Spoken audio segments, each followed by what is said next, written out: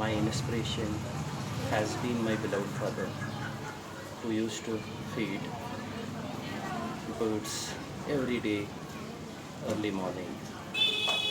May God be kind to him. May God give him a good place in Jannat. My inspiration has also been the eminent Chancellor of ITM University Gwalior. He is so kind, he is so passionate, so caring towards the environment. We all must do it. Let's do it. I had forgot it. Now I am doing it again.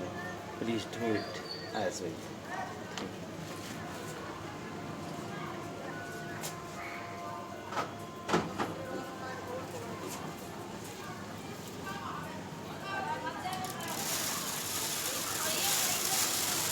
Let's all do it. Let's